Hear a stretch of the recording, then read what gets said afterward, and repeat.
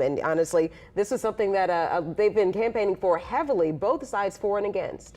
Yes, the for campaigned a lot more heavily in terms of money. There were millions, Right. some estimates between $3.5 and $5 million spent in favor of this, but it was the people were against it 6 months ago, and they've been against it pretty much the whole time. And both sides waged very strategic campaigns, but it's hard to change people's minds when they have made up their minds.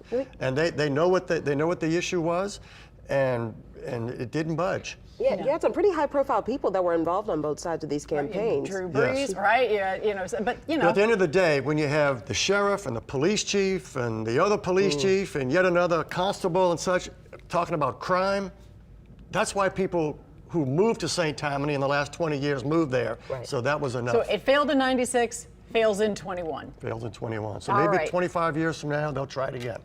Absolutely. Let's talk about some of the other races. This has been an early night. You've been able to call a Yes. lot. So, all right, let's actually, before we do that, let's Yeah. go out to Erica Ferrando, who is out there monitoring this casino vote. What's the mood?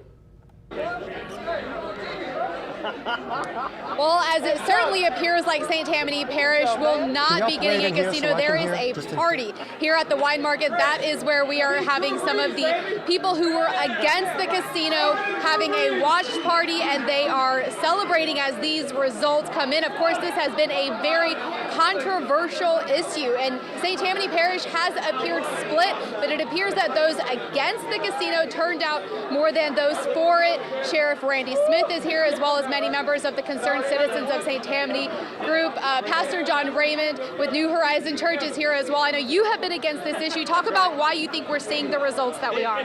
Well, we've been after it as the Slidell Minister Association for 9 months. We've been going up to the legislator and talking against it in the Senate hearings and the House hearings.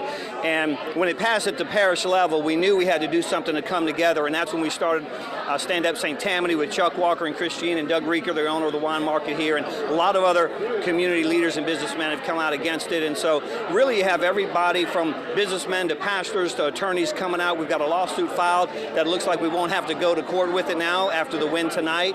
But we're excited. You know, this wasn't a good thing for Slidell, and now with this victory, it's going to keep that stuff away for years to come. So we're thrilled.